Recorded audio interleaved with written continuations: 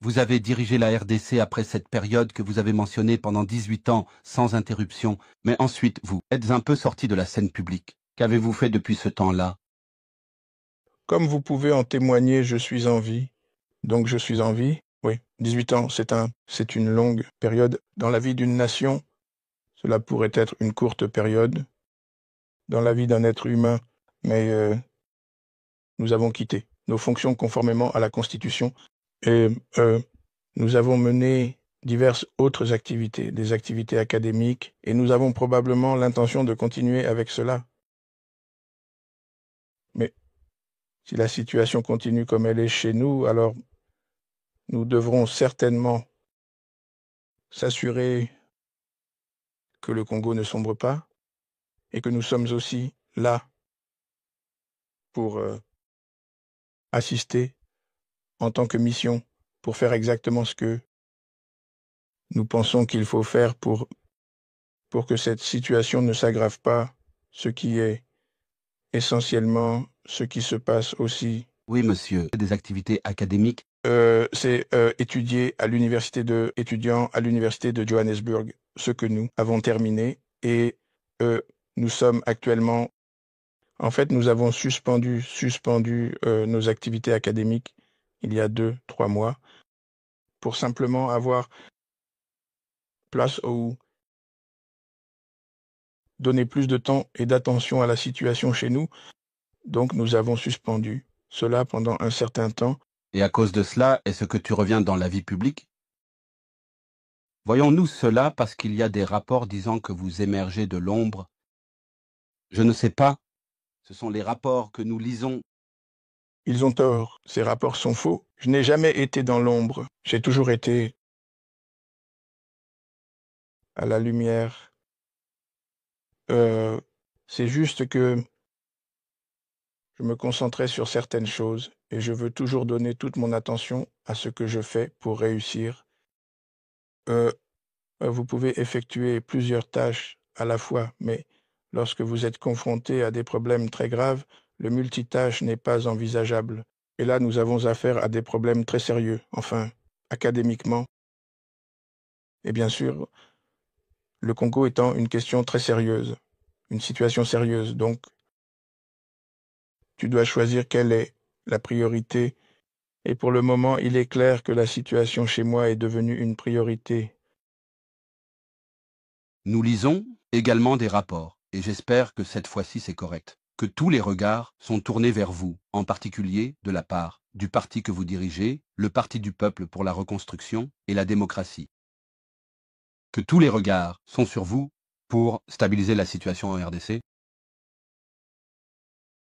Eh bien, je ne sais pas précisément d'où vient ce rapport, mais en tout cas, je crois que la situation en République démocratique du Congo n'est pas une situation qui a été ou peut être gérée par une seule personne. Le Congo est une nation de 120 millions d'habitants congolais. Il a des voisins, pas seulement des voisins autour de ce grand pays, mais des voisins aussi loin que la région de l'Afrique australe, la Namibie, l'Afrique du Sud et les autres. Donc je crois que chaque entité, le peuple congolais, a un rôle à jouer, individuellement ou collectivement. La région a un rôle à jouer et je crois qu'ils essaient de le faire. J'aurais ou nous aurions pu vouloir que cela soit géré différemment et probablement mieux que la façon dont cela a été géré, mais tout de même, je crois que c'est la bonne volonté et les bonnes intentions qui comptent. Et vous devez canaliser toutes ces bonnes intentions et créer une énergie suffisante, une énergie positive, afin de faire face à la situation. Donc oui, notre parti, notre plateforme politique est très impliquée et continuera de l'être afin d'apporter non seulement la paix et la stabilité, mais aussi la cohésion nationale au sein du pays. car c'est l'un des éléments, sinon l'élément majeur qui fait défaut et qui a conduit à la situation actuelle, telle que nous la connaissons. Mais, comme je l'ai dit, j'ai pris soin de ne pas parler du Congo et de sa politique interne. Être en dehors du Congo, je ne vais pas en faire une exception pour la corporation de radiodiffusion de Namibie. Oui. Donc, pas d'exception. Nous respectons cela à 100%. Il y a évidemment de nombreuses raisons à cela. Mais en 2008, c'est vous qui avez signé l'accord de paix avec les groupes rebelles dans l'est de la RDC. Est-il mal de vous voir comme un acteur clé de la paix dans ce conflit? Eh bien, nous avons déjà parlé de la paix. En fait, cela découle de la compréhension que vous ne pouvez pas avoir de développement, qui est l'objectif ultime de tout gouvernement, de tout peuple. Le développement et le bien-être économique des gens, vous ne pouvez pas avoir cela sans avoir la paix. Donc la paix, c'est la priorité, sinon le fondement de quoi que ce soit. Et vous ne pouvez pas avoir de paix si vous avez des injustices au sein d'une société. Donc, pour revenir à votre question, oui, beaucoup d'arguments, en fait, ont été signés, pas seulement en 2008. Je crois que le premier, majeur, vous pourriez l'appeler, était un accord que nous avons signé à Osaka, à créer un gouvernement de transition. Jusqu'en 2006, les élections subséquentes ont été organisées avec la Constitution ayant été adoptée par référendum en 2006, puis des élections. Oui, nous avons eu des hauts et des bas aussi, en tant que gouvernement avec des rébellions, à gauche et à droite, principalement à l'Est, mais pas uniquement à l'Est. Et nous avons traité ces deux choses de deux manières, c'est-à-dire nous avons utilisé des négociations comme un outil, mais nous avons également renforcé notre capacité à faire face à une telle situation sur le plan militaire, et c'est ainsi que nous avons réussi à apporter la paix. À 98% de la région, à l'est, à l'ouest, à travers le pays. Maintenant, les combats en cours ont leurs racines dans ces causes profondes, dans de très nombreuses autres situations, comme vous pourriez les appeler la gouvernance, étant un problème, les injustices étant un problème, constitution qui ne sont pas respectées. Il y a donc de très nombreux problèmes qui entrent en jeu. Et quand vous avez une telle situation en interne, vous devez faire très attention à ce que vous dites. C'est la dynamique interne. Vous aurez des acteurs externes qui vont aussi recadrer, et c'est ce qui se passe. Donc, aujourd'hui, pendant que nous parlons, vous avez un certain nombre d'armées qui sont déployées au Congo. Et chacun des pays a ses propres intérêts. Donc, ce sont les contradictions auxquelles nous avons été confrontés en 2001. Nous avons réussi à nous débarrasser de cela, mais elles ont refait surface. Et c'est un défi que nous devons relever de front en tant que Congolais, avec tous nos voisins, avec la région SADC, et maintenant les membres de la communauté est-africaine. Donc ce sont les défis qui doivent être relevés de front et à être traités afin que la paix ne soit pas juste des mots prononcés à gauche et à droite. Vous parlez du retrait des troupes étrangères et ainsi de suite de la RDC. Diriez-vous que c'est le premier pas vers l'obtention de cette paix, insaisissable en RDC? Eh bien, d'après mon expérience, D'après mon expérience, en 2001, nous avons pris une décision audacieuse. Soit nous avons pris cette décision parce que nous étions très courageux, soit nous l'avons prise parce que nous étions très jeunes, mais dans tous les cas, c'était une décision très audacieuse. Notre décision en 2001 était que nous croyons que toutes les troupes étrangères doivent quitter le Congo pour que la paix soit atteinte, et afin de donner aux Congolais la flexibilité de parler de cette chose qu'on appelle la paix. Et c'est ainsi que la plupart de ces troupes sont parties. Les Congolais ont été laissés à eux-mêmes pour gérer leurs propres problèmes, mais bien sûr avec le soutien et l'accompagnement des partenaires du groupe de base, la région et au-delà les Nations Unies aussi. Est-ce la bonne perception que vous avez en ce moment? Eh bien, comme je l'ai dit, vous avez des dynamiques internes qui ont fait en sorte que vous avez des gens qui ont pris les armes, vous avez le gouvernement qui se bat, ceux qui l'ont fait, eux, les raisons sont diverses.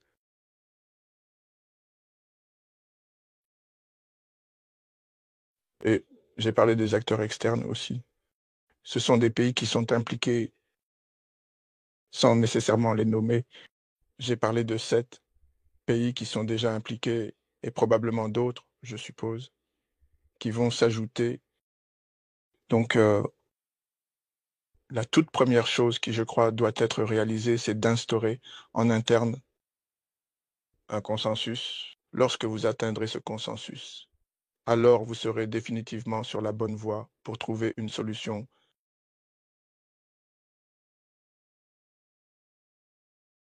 C'était notre approche en 2001. Mais aujourd'hui, cela pourrait aussi être la meilleure approche en matière de respect. Vous avez parlé du retrait des troupes étrangères, et ainsi de suite de la RDC. Diriez-vous que c'est le premier pas vers l'atteinte de cette paix insaisissable? En RDC, Eh bien, d'après mon expérience, il y a longtemps, en 2001, nous avons pris une décision audacieuse. Nous avons pris cette décision parce que nous étions très courageux, ou nous avons pris cette décision parce que nous étions très jeunes, mais dans tous les cas, c'était une décision très audacieuse. Notre décision en 2001 était: nous pensons que toutes les troupes étrangères doivent quitter le Congo afin que la paix puisse être atteinte et afin de donner aux Congolais la flexibilité de parler de cette chose qu'on appelle la paix. Et c'est ainsi que la plupart de ces troupes sont parties. Les Congolais ont été laissés à eux-mêmes, mais bien sûr avec le soutien et l'accompagnement des partenaires du groupe central de la région et au-delà, les Nations Unies aussi. Mais est-ce la même thérapie qui peut ou va fonctionner, le même miracle aujourd'hui? Maintenant, nous devons nous asseoir et nous plonger là-dedans, nous y attarder, mais je crois qu'il n'y a rien de plus important qu'un pays soit dans ses frontières souverain, des décisions souveraines, et qu'il n'y ait pas cette armée en train de se battre, y compris des mercenaires, des centaines de groupes armés. Maintenant, quand vous avez un tel mélange, eh bien, c'est une situation plutôt indésirable. c'est en effet très complexe. Mais en termes de la situation elle-même, le président Ruto est en train de médiatiser et il a un rôle très difficile à jouer. Je pense que c'est très complexe à ce sujet. Mais comment voyez-vous sa médiation aider à au moins parvenir à un certain accord sur ce que nous disons aujourd'hui? Vous voyez, vous me ramenez à parler de le Congo et ses dynamiques internes, mais je ne sais pas si vous voulez une réponse de un homme d'État âgé, moi-même, ou si vous voulez une réponse de juste un ancien président. Si jamais quelqu'un voulait mon avis sur cette question particulière, mon conseil pourrait être parler au peuple congolais. Ils savent mieux, ils savent le mieux, parce qu'ils y ont déjà été. Ils ont gravi cette montagne, ils sont descendus dans la vallée. C'est une autre montagne à gravir. Ils savent mieux comment, où, de quoi ils souffrent. Je sais que l'initiative est de faire venir des médiateurs de l'Afrique de l'Ouest, d'autres pays africains, mais aucun médiateur ne vous dira jamais qu'il ou elle connaît le Congo mieux que les Congolais. Et je pense que cela devrait être la première étape. Et puis la deuxième étape, bien sûr, devrait être la bonne volonté. Comment jugez-vous la bonne volonté, les bonnes intentions des acteurs? Et, bien sûr, troisièmement, quelles sont les garanties que ce que vous faites apportera la paix dont nous parlons? Donc, je pense que c'est un processus qui est encore à ses débuts. Et je n'ai pas tous les détails, donc je devrais vraiment m'abstenir d'entrer dans ce que fait le président Ruto. Nos dirigeants d'église essaient aussi de faire quelque chose, mais avec le temps, je pense que nous aurons tous les détails et nous pourrons nous faire notre propre jugement. Mais mon conseil est cela. Mais actuellement, il y a aussi le sentiment que le peuple de la RDC, ils se battent entre eux. Si vous regardez la partie est de la RDC, il y a cette perception. Est-ce correct? Perception que vous avez en ce moment. Eh bien, comme je l'ai dit, vous avez des dynamiques internes qui ont fait en sorte que vous avez des gens qui ont pris les armes. Vous avez le gouvernement qui se bat. Ceux qui l'ont fait, les raisons sont certainement diverses. Et j'ai parlé de l'externe. Les joueurs aussi, ce sont des pays qui sont impliqués. Sans nécessairement les nommer, j'ai parlé de 7 pays qui sont déjà impliqués et probablement d'autres qui devraient devenir. Donc, la toute première chose qui, je crois, doit être réalisée, c'est d'instaurer en interne un consensus. Lorsque vous atteignez ce consensus, alors vous serez définitivement sur la bonne voie pour trouver une solution.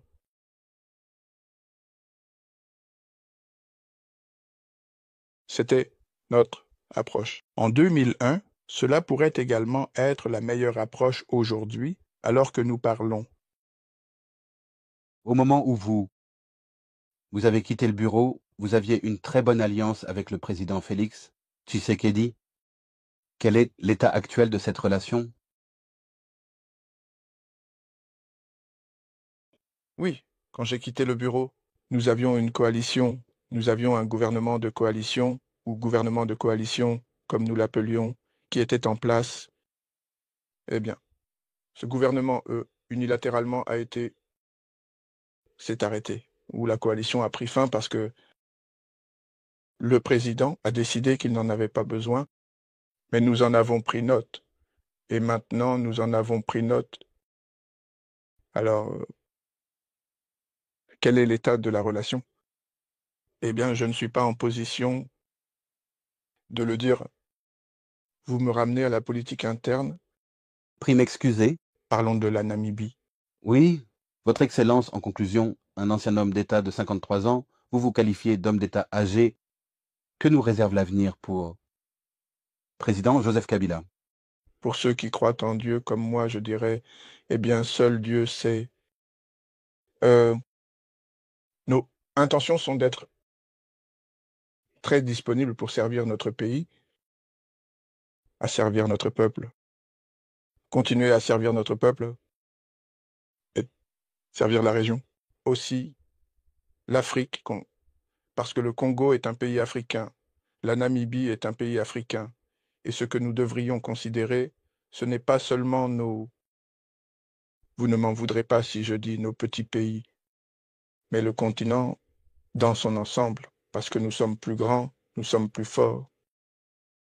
En tant que continent, en tant qu'Africains, au lieu de simplement être Congolais, Namibiens, et ceci et cela. Donc, nous avons encore un peu d'énergie pour continuer à servir cette même cause.